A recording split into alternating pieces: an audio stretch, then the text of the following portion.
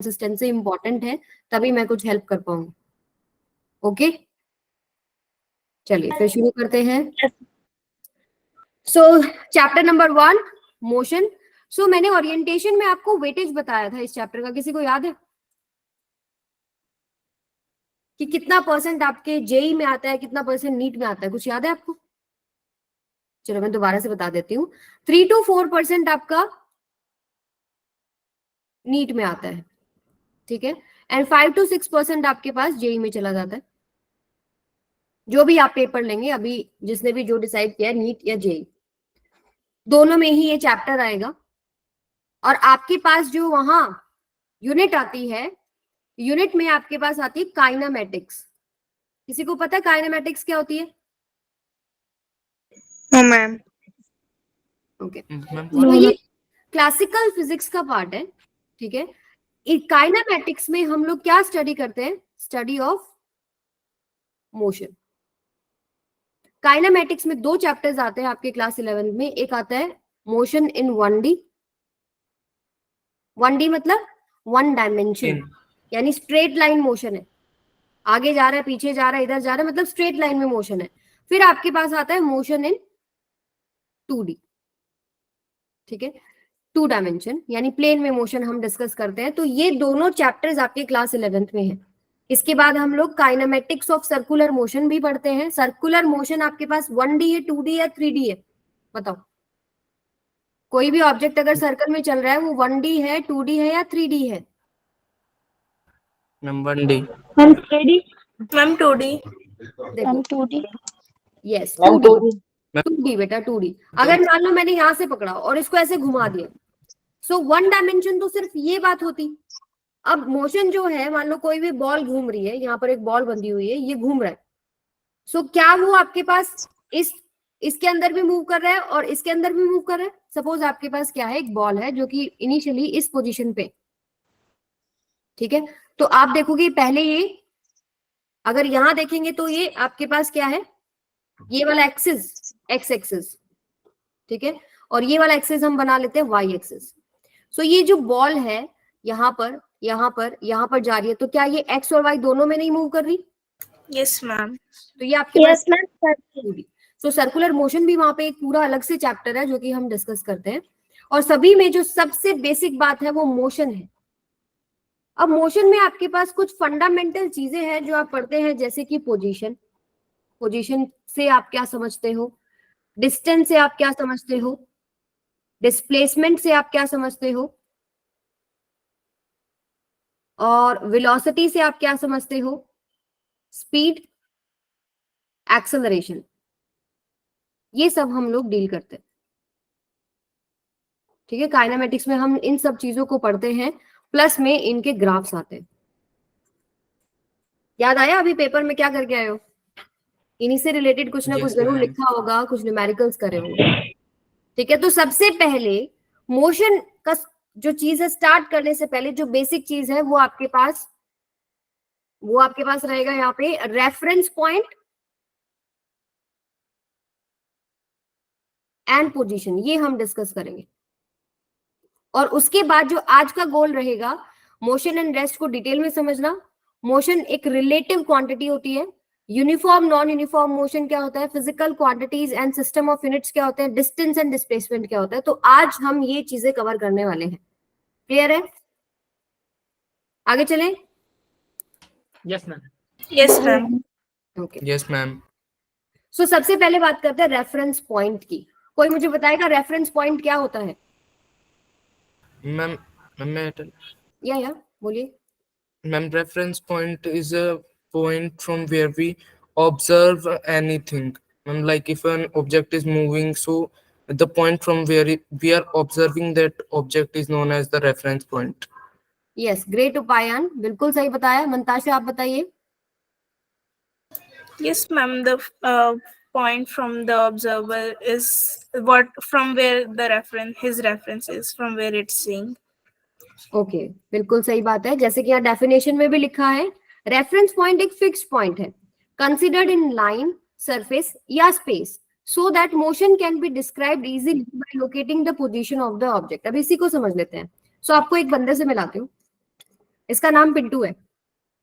Hello करो सभी, सबको Hello. दिख रहा है पिंटू? हेलो पिंटू। हाय। तो देखिए Yes, ma'am. अब मैं क्या चाहती हूँ, मान लीजिए कि ये मेरे पास एक स्केल है, ठीक है, और पिंटू को मैंने यहाँ बिठा दिया और मुझे पिंटू की पोजीशन बतानी है, तो मैं कैसे बताऊंगी पिंटू की पोजीशन? बताओ। We will take some reference point. तो क्या Ma'am, लोगे? if any reference point is not given, then ground is taken as the reference point. So from the ground, we will tell the position of Pintu.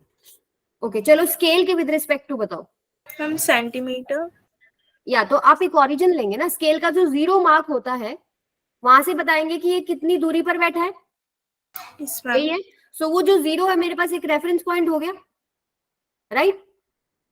मान लीजिए कि अब मैंने इसको क्या किया, एक सरफेस पे बिठा दिया, ठीक है। लेट्स से ये मेरे पास एक बुक है, ये एक प्लेन है और मैंने इसको यहाँ पर बिठा दिया। अब मुझे इसकी पोजीशन बतानी है, तो इसके इस बुक के विद रिस्पेक्ट टू अगर मुझे बताना पड़े कि ये कहाँ है बुक के ऊपर, तो मैं क्या रेफरेंस पॉइंट लूंगी? कोई भी कॉर्नर ले सकते हैं, कोई भी ले सकते हैं, पॉइंट आप आपकी चॉइस का लेते हैं, ठीक है। जैसे मैंने ये पॉइंट ले लिया, यहां से मैंने बताया कि जो पिंटू है वो आगे 2 मीटर पे बैठा है, ठीक है। ये आपके पास क्या हो गया, सरफेस हो गया। तो सरफेस के लिए आपके पास अगर हम मेजर करें कोऑर्डिनेट सिस्टम में, तो आपके पास एक एक्स एक्सिस होता है और एक आपके पास वाई एक्सिस होता है। सो बुक के आप 2 एक्सिस समझ लीजिए, एक मान लो ये आपके पास वाई एक्सिस है और ये आपके पास एक्स एक्सिस है, तो इसके विद रिस्पेक्ट टू वो कहाँ है मैं मेजर कर लूंगी कोऑर्डिनेट्स के थ्रू। और मैंने सिर्फ अगर 1 डायमेंशन की बात करी, तो 1 डायमेंशन में मान लो कार है या पिंटू है, कहाँ है वो हमने एक रेफरेंस पॉइंट ले लिया, उसके विद रिस्पेक्ट टू हमने मेजर कर लिया। ऐसे ही हम लोग स्पेस में मेजर कर सकते हैं। मान लो कहीं ये हवा में है तो मुझे इसकी पोजीशन बतानी है, बता आप किसी भी पॉइंट से भी सकते हो, आप टेबल के विद रिस्पेक्ट टू बता सकते हो, आप ग्राउंड के विद रिस्पेक्ट टू बता सकते हो। आप मान लो ये बताते हो कि सोफिया मैम से वो 2 मीटर आगे है, तो सोफिया मैम एक रेफरेंस पॉइंट होगी, ठीक है। Yes. तो आप जो ये पॉइंट मानते हैं जिसके विद रिस्पेक्ट टू आप उसकी पोजीशन को बताते हैं, क्योंकि अगर आप रेफरेंस नहीं मानेंगे तो आप उसकी लोकेशन को कैसे आइडेंटिफाई करोगे कि वो कहाँ है। सो पोजीशन क्या होता है, position where is an object in space, space में वो कहाँ पर है। तो ये दोनों जो चीजें हैं ये आपकी चलती है मोशन में। रेफरेंस पॉइंट आपको पता होना चाहिए, ठीक है, और पोजीशन आपको समझ में आना चाहिए। और इनको मेजर करने के लिए हम लोग क्या ले लेते हैं, कोऑर्डिनेट सिस्टम। कोऑर्डिनेट सिस्टम पता है ना सबको, एक्स वाई जेड एक्सिस वाला जो आपके पास होता है, Yes, ma'am. इसके थ्रू हम लोग चीजों को मेजर करते हैं। अभी हम आगे चलेंगे, motion and rest and motion is relative. सबसे पहले हम इस चीज को समझेंगे। सो सभी बच्चे इसको देखिए, स्क्रीन को देखिए, आपको क्या समझ में आता है? What do we observe? Anyone? Yes Mantasha. Ma'am, like the car and the bicycle and the birds are moving, and in their reference point also they all are moving. Okay, reference point तो अभी हमने लिया ही नहीं। In general आपको ये समझ में आ रहा है कि वो मोशन में है, ठीक है। कोई आगे जा रहा है, कोई पीछे जा रहा है, कोई हवा में ऊपर उड़ रहा है, तो वो मोशन में है, राइट। सो यहाँ से हमें ये समझ में आता है कि अगर कोई भी चीज मूव कर रही है तो हम बोल रहे हैं मोशन में है। तो why do we say these objects are in motion? क्यों बोल रहे हैं हम ऐसे? कैसे पता लगा आपको मोशन में है? यस राजन बताएंगे। मैम हाँ, क्योंकि ये अपना पोजीशन चेंज कर रहे हैं with time and with respect to observer. अगर हम साइकिल को ऑब्जर्वर मानते हैं तो उसके रिस्पेक्ट में कार चेंज कर रहा है पोजीशन विद टाइम। यस, आपको इसका मतलब ये समझ में आता है कि रेफरेंस पॉइंट के विद रिस्पेक्ट टू आप चीजों के मोशन को देख रहे हो, और टाइम के साथ अगर वो पोजीशन चेंज कर रहे हैं तो मोशन है, ठीक है। सो यहाँ से let's learn this chapter motion in detail. तो सबसे पहले what is meant by motion?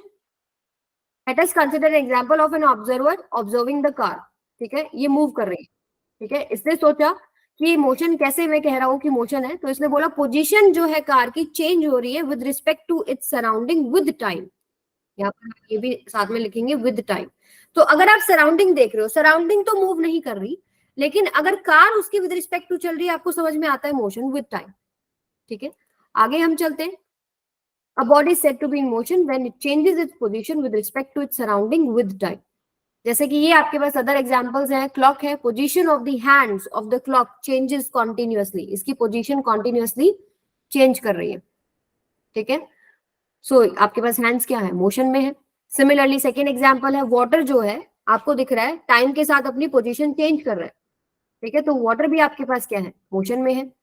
अर्थ जो है रिवॉल्व कर रही है सन के अराउंड, तो अपनी पोजीशन चेंज कर रही है, यानी वो भी आपके पास क्या है, मैम वो भी मोशन में है। ठीक है। तो बहुत सारे एग्जांपल्स हमारे डेली लाइफ में जो मोशन आप देख रहे हो। अब आता है हमारे पास, let us consider an example of observer observing the car stopping at a signal. कीजिए जरा, ऑब्जर्व कीजिए, बताइए ये मोशन में लग रहा है कि रेस्ट में लग रहा है? मैम रेस्ट पे। मैम रेस्ट पे लग रहा है, कैसे पता लगा? मैम वो उसकी पोजीशन चेंज नहीं हो रही, उसकी पोजीशन चेंज वो उसको ऑब्जर्व कर रहा है with respect to its surrounding and time के साथ उसकी पोजीशन नहीं बदल रही, तो हम बोलते हैं कि position of car is not changing और वो रेस्ट पे है। रेस्ट एंड मोशन सबको समझ में आया? A body said to be at rest when it does not change its position with respect to its surroundings. Clear है सबको? थम्स अप कर दीजिए अगर क्लियर है तो। Okay great. सो अब हम चलते हैं नेक्स्ट पार्ट पे। मोशन रिलेटिव है, ठीक है। इस बात से क्या समझ में आता है आपको? मोशन इज रिलेटिव, किसको पता है बताइए, हैंड रेज कीजिए। मोशन इज रिलेटिव का मतलब क्या है? राजन, यस बेटा। मैम रिलेटिव का मतलब होता है कि जो मोशन रेस्ट होगा वो डिपेंड होगा ऑब्जर्वर पे। तो मैम अगर हम बोल सकते हैं motion is and rest is relative term, not absolute term. Yes, motion and rest जो है वो रिलेटिव होते हैं। इसको हम कैसे समझेंगे? अभी देखो हम स्पेस में चलते हैं, ठीक है। तो पहले देखिए, आपने देखा ये स्टैच्यू ऑफ लिबर्टी बोलते हैं ना इसको, यही है राइट? तो वो रेस्ट पे दिख रहा है, अगर वो यहाँ से देख रहे हैं, ग्राउंड से देख रहे हैं तो रेस्ट पे दिख रहा है। लेकिन अभी इसी को हम ऑब्जर्व करेंगे स्पेस से या मून से, तो अभी हम मून से देखें तो अर्थ रोटेट कर रही है, तो वो भी रोटेट कर रहा है। यानी अगर आप बाहर से देख रहे हैं, आपका ऑब्जर्वर आपने स्पेस में भगा दिया, वहां से उसको ऑब्जर्व करना है तो उसको वो घूमता हुआ दिखेगा। लेकिन अगर हम उसको अर्थ के ऊपर ही खड़े होकर देख रहे हैं तो वो हमको रेस्ट पे दिखाई देता है। यानी कि मोशन जो है वो रिलेटिव है, ठीक है। वो डिपेंड करता है कि ऑब्जर्वर कौन है और कहाँ है। फ्रेम ऑफ रेफरेंस एक टर्म होती है जो आप डिटेल में पढ़ेंगे। अभी जैसे ग्राउंड से आप देख रहे हो तो फ्रेम ऑफ रेफरेंस क्या है हमारा? ग्राउंड हो गया। मून से देख रहे हो तो फ्रेम ऑफ रेफरेंस क्या हो गया? मून हो गया। प्लेन में बैठ के देख रहे हो तो हमारा फ्रेम ऑफ रेफरेंस क्या हो गया? प्लेन हो गया। यानी ऑब्जर्वेशन कहाँ से है, ठीक है। इसका एक बहुत सुंदर सी स्टोरी मैं आपको बताऊं। मान लो कि आप अपने ग्रैंडफादर के साथ घूमने गए हुए हो, ठीक है, और आप दोनों यहाँ खड़े हैं और यहाँ पर आपके बहुत सुंदर सुंदर घर में पेड़ हैं, घर के आगे पेड़ है, यहाँ घर लगे हुए बने हुए, ठीक है। और आपके पास ग्रैंडफादर एक सवाल करते हैं बच्चे से कि मुझे ये बताओ कि सामने जो आपको बिल्डिंग्स दिख रही हैं या पेड़ दिख रहे हैं वो रेस्ट पे है या मोशन में है? क्या बताओगे आप? रेस्ट पे है, क्योंकि उनकी पोजीशन टाइम चेंज ही नहीं हो रही है। अब एक बस आती है, ये बस का वेट कर रहे थे, इनको मार्केट जाना है, ठीक है। बस में 2 पर्सन भी इनको दिख रहे हैं, ठीक है। तो ग्रैंडफादर पूछते हैं, बताओ बस मोशन में है कि रेस्ट में है? मोशन में है, ठीक है। अब ये दोनों बस ले लेते हैं, दोनों बस में बैठे हैं, ठीक है। बाहर से इन्होंने देखा पर्सन को और बस को, पर्सन भी मोशन में ही दिख रहे थे ना, बस मोशन में है तो इसमें जो बैठे हुए बंदे हैं वो भी आपको मोशन में दिख रहे हैं, राइट।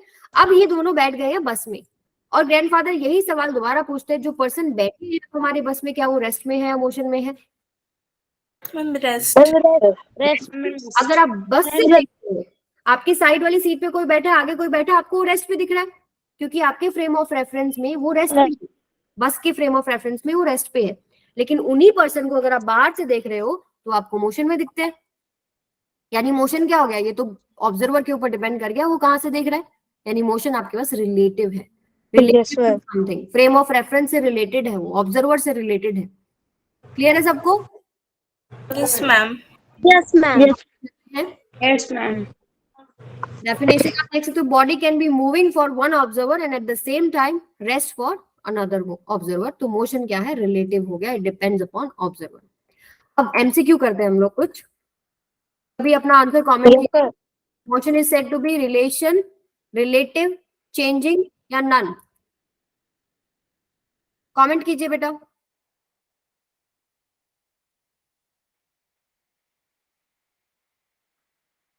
यस, तो अभी हमने पढ़ा कि मोशन आपके पास रिलेटिव है। सेकंड पे आते हैं। When in motion the body changes its dash with respect to its surrounding. Dash बोलते हैं ना फिल इन द ब्लैंक को। क्या चेंज कर रहा है तब? क्या चेंज होता है? मैम एबीसीडी सी सी, पोजीशन चेंज कर रहा है, राइट। नेक्स्ट पे आते हैं। ऑब्जेक्ट में appear to be moving for one person and fill in the blank for another person. एक पर्सन को वो मूविंग लगता है और दूसरे पर्सन को वो स्टेशनरी भी लग सकता है। वेरी गुड, ठीक है। तो आपके सभी के आंसर्स आप चेक कर सकते हैं। फर्स्ट का बी, सेकंड का सी एंड थर्ड का ए, ठीक है। नेक्स्ट पे चलते हैं अब हम। अभी कुछ डेफिनेशंस हैं। मोशन को कैसे डिफाइन करेंगे? Body set to be in motion if it changes its position with respect to its surrounding. Rest क्या है? Body set to be at rest if it does not change its position with respect to its surrounding. And relative, a body can be moving for one observer and at the same time at rest for another observer, ठीक है। ये कुछ basic चीजें थी जिसमें हमने सीखा motion, rest, motion is relative and position and reference point, ठीक है। फर्स्ट पार्ट हमने कंप्लीट कर लिया अभी। अब सेकंड पार्ट पे आते हैं। यूनिफॉर्म और नॉन यूनिफॉर्म मोशन क्या होता है? तो मोशन के दो पार्ट होते हैं। एक आपके पास आता है यूनिफॉर्म मोशन, एक आपके पास आता है नॉन यूनिफॉर्म मोशन। तो कोई मुझे डिफरेंस बताएगा यूनिफॉर्म और non? Ma'am non uniform motion जो होता है मैम, जैसे मैम एक कार चल रही है मैम, वो बीच में रुक रुक के चलती है, तो मैम वो नॉन यूनिफॉर्म है। ओके, मैम एग्जाम और कोई student? Ma'am, uniform motion is that when an object is completing a like equal distance in same time in intervals. Okay, yes, ये सही है, ठीक है। मोशन क्या है? Motion in which object covers equal distance in equal interval of time, ठीक है। एक स्टूडेंट ने बोला रुक रुक के चलते हैं, वो भी हम डिस्कस करते हैं।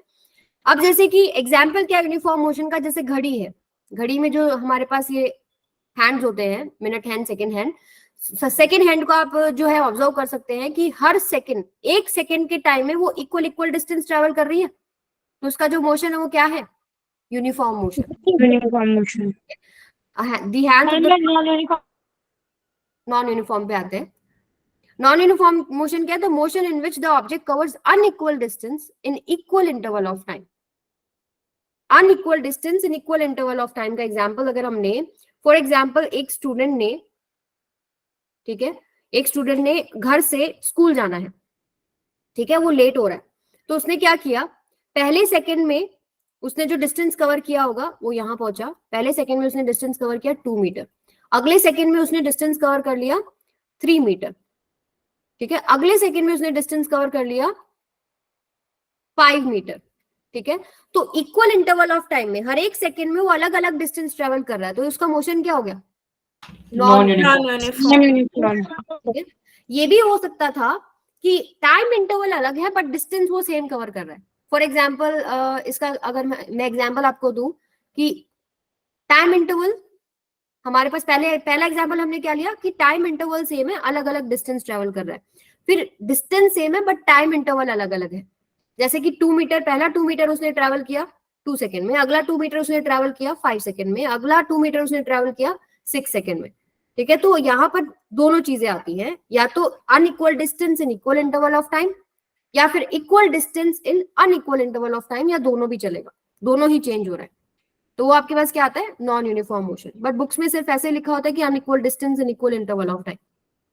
क्लियर है सबको? Yes, ma'am. बर्ड उड़ते हुए आ रहा है, तो बर्ड का मोशन आपको क्या लगता है? वो यूनिफॉर्म मोशन में होगा या नॉन यूनिफॉर्म मोशन में होगा? Ma'am, non-uniform. Yes, क्योंकि वो अपना स्पीड कभी ज्यादा करेगा कभी कम करेगा। तो स्पीड इज इम्पोर्टेंट हेयर कि स्पीड वो कम ज्यादा कर रहा है, इसका मतलब क्या है? Non uniform motion. और स्पीड एक जैसी रखता है तो आपके पास क्या होता है? Uniform motion. अब यूनिफॉर्म मोशन में एक्सेलरेशन 0 होता है, ठीक है। एक्सेलरेशन पता है ना आपको क्या होता है? कि पर सेकेंड कितना स्पीड उसका बढ़ रहा है। अगर स्पीड बढ़ ही नहीं रहा, यूनिफॉर्म मोशन क्या है कि स्पीड बढ़ ही नहीं रहा, ठीक है, जैसा है वैसा ही रहेगा, इसका मतलब एक्सेलरेशन होगा ही नहीं। इन यूनिफॉर्म मोशन क्या हो गया, एक्सेलरेशन 0।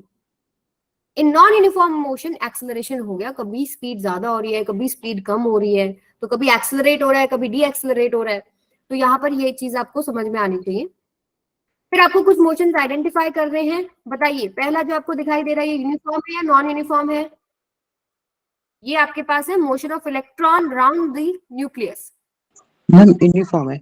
यूनिफॉर्म, ठीक है, वो इक्वल इंटरवल ऑफ टाइम करेगा, एक्सेलरेटेड मोशन नहीं होता यहाँ पे, ठीक है, यूनिफॉर्म मोशन।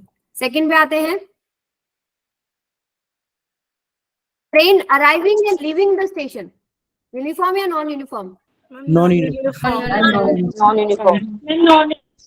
नॉन यूनिफॉर्म, क्योंकि जब वो अराइव करेगी तो वो क्या कर रही है, अपनी स्पीड घटाती जाएगी और फिर रुकेगी। लीव कर रही होगी तो धीरे धीरे अपनी स्पीड बढ़ाएगी। तो ये आपके पास क्या हो गया, non uniform motion, unequal distance in equal interval of time. फिर हमारे पास motion of hand of the clock, uniform motion. बिल्कुल सही, यूनिफॉर्म मोशन आएगा।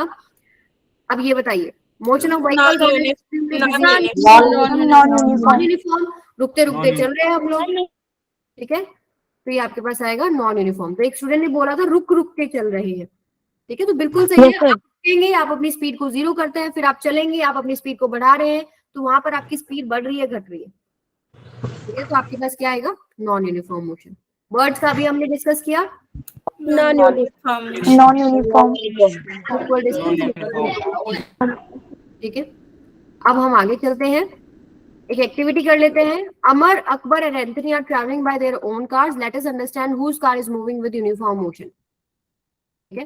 तो अमर, अकबर, एंथनी 3 स्टूडेंट है। Clock time, distance covered by Amar, then Akbar, then Anthony. तो क्लॉक टाइम 5 बजे, 5:30 बजे, 6 बजे, 6:30, 7, 7:30 और 8, मतलब आधे आधे घंटे का डिफरेंस है। टाइम इंटरवल हमारे पास क्या है, सब में सेम। अमर ने ट्रैवल किया पहले 30 मिनट्स में, नेक्स्ट 30 मिनट्स में 20, 20, 20, आप डिफरेंस देखेंगे, 20 - 0 20, देन 40 - 20 20, 60 - 20 20, यानी हर 30 मिनट्स में वो इक्वल डिस्टेंस ट्रैवल, मोशन है, यूनिफॉर्म मोशन हो जाएगा ना अमर का। Yes sir. नेक्स्ट पे चलते हैं, डिस्टेंस कवर्ड बाय अकबर इन किलोमीटर्स, मैम ये नॉन यूनिफॉर्म, नॉन यूनिफॉर्म, आपने तो सॉरी देखा सॉरी, यस, ये नॉन यूनिफॉर्म रहेगा बेटा। टाइम इंटरवल सेम है, 30 मिनट्स का टाइम इंटरवल है, बट डिस्टेंस अलग अलग ट्रैवल कर रहा है, यानी कि ये क्या हो गया, नॉन यूनिफॉर्म मोशन। नेक्स्ट पे चलते हैं एंथनी का, एंथनी का चेक कर लेते हैं, हर 30 मिनट यूनिफॉर्म। क्लियर है सबको? अब आता है नेक्स्ट पार्ट हमारे पास, बेटा अपना माइक ऑफ रखिए। नेक्स्ट पे आता है physical quantity and system of units. तो फिजिकल क्वांटिटी क्या होती है, जिस भी चीज को आप मेजर कर सकते हो उसको हम फिजिकल क्वांटिटी कहते हैं, ठीक है। जैसे कि डिस्टेंस, ये आपके पास रेसिंग चल रही है, ठीक है, तो ये डिस्टेंस ट्रेवल कर रहे हैं कुछ ना कुछ, तो डिस्टेंस को आप मेजर कर सकते हो ना, yes yes ma'am. Is the physical quantity. Okay, next आता है टाइम को आप मेजर कर सकते हो, yes ma'am. Time is physical quantity. Yes ma'am. Next आपके पास है, can love be measured? No ma'am. ठीक है, emotions can not be measured, love, anger, hatredness, ये कुछ नहीं मेजर कर सकते आप, ये आपके पास फिजिकल क्वांटिटी नहीं है। अब फिजिकल क्वांटिटी को हम 2 पार्ट्स में बांटते हैं। पहला आपके पास आता है वेक्टर्स एंड स्केलर्स, पहले वेक्टर्स देन स्केलर्स। तो यहाँ पर स्केलर्स क्या होते हैं पता है किसी को? स्केलर क्वांटिटी क्या होती है? Yes, ma'am may I tell? Avantika बताइए। यस मैम स्केलर जिसमें सिर्फ मैग्नीट्यूड होता है, और वेक्टर जिसमें मैग्नीट्यूड एंड डायरेक्शन दोनों होता है। Well done Avantika. तो स्केलर क्या है? Physical quantity that can be completely describe by there magnitudes alone. तो कोई एक एग्जांपल बताएगा मुझे? प्रिंस बताएगा, एग्जांपल बताएगा। प्रिंस एग्जांपल बताइए बेटा। आ गया, चलो रिजवान बताएगा। एक ऐसी फिजिकल क्वांटिटी जिसका सिर्फ मैग्नीट्यूड है। मैम 60 किलोमीटर 60 किलोमीटर डिस्टेंस आप बोल रहे हो, right? Yes ma'am yes, distance is scalar quantity. Rajan बताएंगे अब। मैम स्केलर क्वांटिटी आपका मास हो जाएगा, टेम्परेचर एंड डेंसिटी, लेंथ भी हो सकता है, टाइम। या ठीक है, बिल्कुल टाइम भी हो सकता है। टाइम तो कुछ एग्जांपल्स हैं आपके पास। मैम वॉल्यूम भी क्या बोल रहे हो? Volume ma'am volume, yes. Time हो गया, मास हो गया, वॉल्यूम हो गया, डेंसिटी हो गया, ये सब आपके पास क्या है? स्केलर क्वांटिटीज है, जिनको हम नंबर की फॉर्म में बताते हैं। जैसे 2 सेकेंड हो गया, ठीक है, 2 kg हो गया आपके पास। यहाँ पर हम लोगों को डायरेक्शन नहीं चाहिए ना, तो ये आपके पास क्या होती है? Scalar quantities. फिर आती है आपके पास वेक्टर। वेक्टर्स में क्या होता है? जिनके पास मैग्नीट्यूड भी हो और डायरेक्शन भी हो। तो कोई एक एग्जाम्पल बताइए वेक्टर का। Ma'am momentum, ma'am displacement, force velocity force, velocity, well done. Ma'am acceleration, acceleration, well done, well done. Acceleration हो गया, डिस्प्लेसमेंट हो गया, फोर्स हो गया, मोमेंटम हो गया, ये सब क्या है आपके पास? वेक्टर्स हैं। इनमें डायरेक्शन भी होती है और आपके पास मैग्नीट्यूड भी होता है। जैसे अगर मैं पुल कर रही हूँ, मैग्नीट्यूड तो डायरेक्शन भी चाहिए मुझे, और कितने से मैंने फोर्स लगाया, मान लो 5 न्यूटन का फोर्स लगाया या 8 न्यूटन का फोर्स लगाया, तो फोर्स आपके पास क्या है?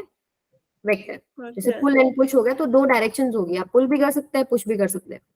डिस्प्लेसमेंट हो गया, ठीक है। अब यूनिट्स आपके पास क्या होते हैं? 2 सिस्टम ऑफ यूनिट्स होते हैं, एक होता है SI और एक आपके पास होता है MKS।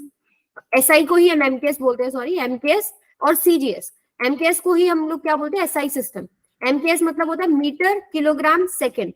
जो भी आपकी फिजिकल क्वांटिटीज है वो मीटर में, किलोग्राम और सेकंड में है। और CGS में आपके पास क्या है? सेंटीमीटर, ग्राम एंड सेकंड, ठीक है। Yes, it is also called as SI system. SI system SI system भी कहते हैं, सिस्टम इंटरनेशनल यूनिट्स और स्टैंडर्ड इंटरनेशनल यूनिट्स। अब आता है हमारे पास next part, distance and displacement. So देखिए, स्टेडियम चलते हैं, आजकल तो मैच भी चल रहे हैं। मैच किसी ने देखा था अभी? यस मैम किसका मैच था last? Yes ma'am Australia yes सार्थक, किसका मैच था लास्ट? आज इंग्लैंड और इंग्लैंड एंड ऑस्ट्रेलिया। इंग्लैंड और नेदरलैंड। ओके, सो देखिए, आज concept of distance and displacement हम स्टेडियम में ही जाके समझेंगे। एक ए पॉइंट है इनिशियल पॉइंट, ठीक है, और एक बी पॉइंट है फाइनल पॉइंट। एक एथलीट है जो रनिंग कर रहे हैं, वो यहाँ ए से बी पे आते हैं, ठीक है। अब आपको ये जो 250 मीटर दिख रहा है, ये डिस्टेंस है, डिस्प्लेसमेंट है?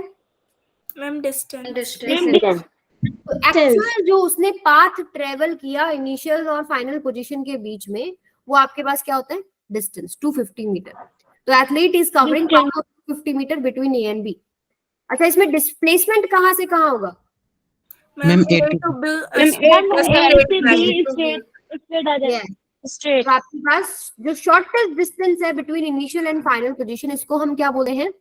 डिस्प्लेसमेंट, ठीक है। सो आपके पास शॉर्टेस्ट डिस्टेंस कहलाता है डिस्प्लेसमेंट।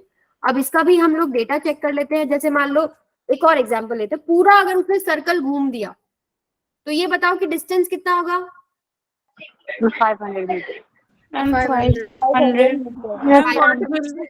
और डिस्प्लेसमेंट जीरो इनिशियल और फाइनल पोजीशन एक ही जगह पर है, तो डिस्प्लेसमेंट कितना किया उसने? 0 किया, ठीक है। सो यहाँ से हम देख सकते हैं टेबल के थ्रू भी, फ्रॉम ए टू बी अगर हम जाते हैं तो डिस्टेंस 250 मीटर था, डिस्प्लेसमेंट आपके पास 160 मीटर था। फ्रॉम ए टू ए जाते हैं तो डिस्टेंस 500 मीटर है, डिस्प्लेसमेंट आपके पास 0 मीटर है। अब आगे चलेंगे हम लोग, डिस्टिंग्विश करते हैं थोड़ा सा फटाफट। पहला पॉइंट, डिस्टेंस क्या है? Total path travelled by the object. Displacement क्या है? Shortest distance measured from the initial to the final position of the object. फिर डिस्टेंस आपके पास स्केलर क्वांटिटी होता है, needs only magnitude, and displacement vector quantity होता है। अच्छा, डिस्टेंस डिस्प्लेसमेंट के बराबर होता है, छोटा होता है, बड़ा होता है? बड़ा होता है। यस, आपके पास डिस्टेंस या तो बराबर है या बड़ा है, ठीक है, छोटा नहीं होगा डिस्टेंस डिस्प्लेसमेंट से। अच्छा चलिए, यहीं पर मैं आपको एक सवाल पूछती हूँ। अगर मान लो आपके पास 2 पॉइंट है, एक पॉइंट ए है, एक पॉइंट बी है, तो हम अलग अलग रास्ते ले रहे हैं। एक रास्ता मैंने ऐसे लिया, एक रास्ता मैंने ऐसे लिया, और एक रास्ता मैंने ऐसे लिया। इन तीनों में से डिस्टेंस कौन सा और डिस्प्लेसमेंट कौन सा है बेटा? Very important question. डिस्टेंस कौन सा है, डिस्प्लेसमेंट कौन सा है, बताइए। मैम जो एक्चुअल पाथ है वो डिस्टेंस है और जो डायरेक्ट शॉर्टेस्ट पाथ है वो डिस्प्लेसमेंट है। ओके अच्छा, Yes, ma'am. नंबरिंग कर देते हैं। तो आप मुझे बताओ नंबर 1, नंबर 2, नंबर 3 में डिस्प्लेसमेंट कौन सा है? Ma'am Number number two. Two. Number 2. Number 1 and 3? Ma'am, all of them. Mantasha बोलेंगे, मंताशा बोलिए बेटा। Ma'am, all of them are distance. Yes great, distance तो सारे ही है भाई। हम क्या बोल रहे हैं? Displacement, shortest distance from the initial to the final position. तो डिस्टेंस तो सारे हैं, बट जो शॉर्टेस्ट वाला है उसको आप क्या बोलते हो? डिस्प्लेसमेंट। Displacement. अभी आया समझ में सबको? अब हमारे पास हम चलते हैं, डिस्प्लेसमेंट या तो इक्वल होगा या लेस देन डिस्टेंस रहेगा। ठीक है, अभी देखिए डिस्टेंस डिस्प्लेसमेंट के बराबर कब होगा, वो कंडीशन क्या होगी? अगर कोई भी ऑब्जेक्ट स्ट्रेट लाइन मोशन में चल रहा है, एक ही डायरेक्शन में चल रहा है, उस केस में हमारे पास डिस्टेंस और डिस्प्लेसमेंट बराबर हो जाएगा। क्लियर है सबको? Yes, ma'am. Yes, ma'am. ठीक है, अगर मान लो मैं सेकंड जो Yes, पाथ sir. उसी पे जा रही होती तो मेरा डिस्टेंस और डिस्प्लेसमेंट बराबर हो जाता। अब आगे हम चलेंगे, एक क्वेश्चन कर लेते हैं फटाफट। In the given figure object starts its motion from A, goes to B C D and again came back to A. Find distance at point A. कितना होगा? ए से चल के वापस ए पर पहुंच गए तो डिस्टेंस कितना होगा बेटा? 16 centimeters. 16 metre. 16 yes meters. Great. Metre. और डिस्प्लेसमेंट कितना होगा? 0। यस भी 0। ग्रेट। तो अब इसके बाद चीजें हैं, फटाफट से आप हैंड रेज करेंगे, मैं जिसका नाम लूंगी वो बताएंगे। Vectors are physical quantities which possess A B C D. Option है, हैंड रेज कीजिए जरा। लेट मी सी, कौन बताएगा? प्रिंस बताएगा। Ma'am option B, magnitude and direction. Okay great, full marks Prince के लिए। Magnitude and direction. अगला है when an athlete runs on a circular track and reaches the same point. तो इनमें से कौन सा ऑप्शन करेक्ट होगा? हैंड रेज कीजिए। आसिया। M displacement is equals to 0। आपके पास जब वो पूरा सर्कुलर ट्रैक ले लेगा और वापस से उसी पोजीशन पे पहुंच गया, यानी डिस्प्लेसमेंट कितना हो गया? 0। ठीक है, और आपके पास डिस्टेंस ग्रेटर रहेगा डिस्प्लेसमेंट से। डिस्टेंस तो मान लीजिए इसका रेडियस है 2 मीटर। ठीक है, तो इसने कितना डिस्टेंस ट्रेवल किया होता? 2 पाई इंटू 2 सरकमफ्रेंस। ठीक है, तो 2 पाई यानी 4 पाई उसने डिस्टेंस ट्रेवल किया होता, लेकिन डिस्प्लेसमेंट क्या हो जाएगा? 0 हो जाएगा। अब हम आगे चलते हैं। Displacement is dash quantity. Hand raise कीजिए। ओके आफरोज। यस बेटा। Ma'am vector quantity. Option A. Great. अब एक बहुत ही अच्छा सवाल है और ये इसका आंसर आप पोल पे करेंगे। ठीक है, मैं पोल जनरेट कर रही हूँ, आप आंसर पोल पे करेंगे।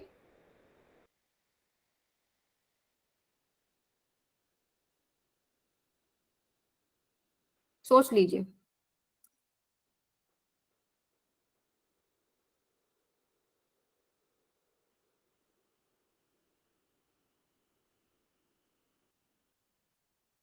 हाँ जी, पोल आपके सामने है।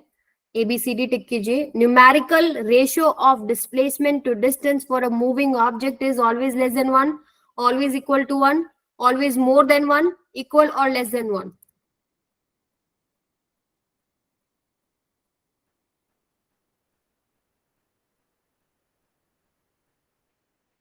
Okay, let me help you to understand this question. आपको पूछा क्या गया है? रेशियो पूछी गई है। रेशियो मतलब फ्रैक्शन होगा कोई ना कोई। ठीक है, तो आपको पूछा गया डिस्प्लेसमेंट बाय में डिस्टेंस, इसका जो रेशियो रहेगा वो 1 से छोटा होगा, 1 से बड़ा होगा, 1 के बराबर होगा, या तो इक्वल होगा और लेस देन 1 होगा। क्या होगा? ABCD। सभी अपना जो वोट है वो करेंगे। जब हम क्लास 11th में पढ़ाते हैं ना, तो ये वाला जो क्वेश्चन है ये डिस्कस होता है जब डिस्टेंस डिस्प्लेसमेंट वहां डिस्कस करते हैं। तो आपने अभी कर दिया, समझ लो आपने एक क्वेश्चन वहां का सॉल्व किया अभी।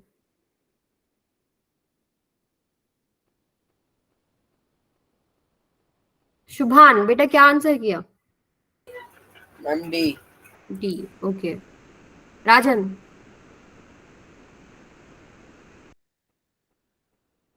राजन क्या आंसर किया बेटा? Yes ma'am. क्या आंसर किया? ABCD? Ma'am option D. D. Afroz?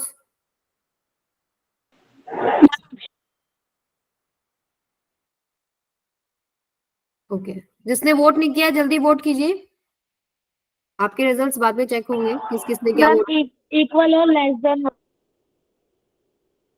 देखो अभी हमने पढ़ा था, चलिए ठीक है, जिसने वोट कर दिया है, अभी हमने पढ़ा था या तो डिस्प्लेसमेंट छोटा होगा डिस्टेंस से या उसके बराबर होगा।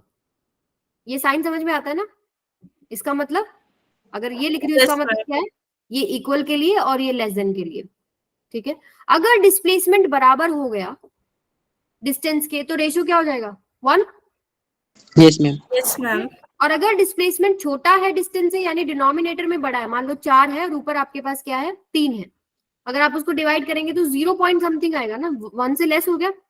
Yes, ma'am. तो आपके पास ऑप्शन जो करेक्ट है वो ऑप्शन कौन सा है? डी। इक्वल है डी करेक्ट। यस, या तो इक्वल है या लेस देन 1 है। सभी को समझ में आया? Yes, ma'am. ठीक है। Yes ma'am. तो आज का सेशन हम यहीं तक रखेंगे। अब इसके बाद देखिए इसमें बहुत सारे क्वेश्चंस मैंने और भी ऐड कर रखे हैं जो कि आप देखेंगे। इसमें एक होमवर्क सेक्शन भी एडेड है, 4-5 क्वेश्चन यहाँ पर है। ये सभी बच्चे प्रैक्टिस करेंगे और इससे जो नेक्स्ट पार्ट है जिसमें हम लोग स्पीड, वेलोसिटी और एक्सेलरेशन ये डिस्कस करेंगे, ठीक है। आप व्हाट्सएप पे भेजोगे? एक सेकंड बेटा, मैम होमवर्क ग्रुप पे आएगा। ये हाँ, ये PPT आप लोगों के साथ शेयर हो जाएगी, आप लोग इसमें लास्ट में जाके चेक कर सकते हो, जो भी क्वेश्चंस दे रखे हैं वो सभी करके देखें।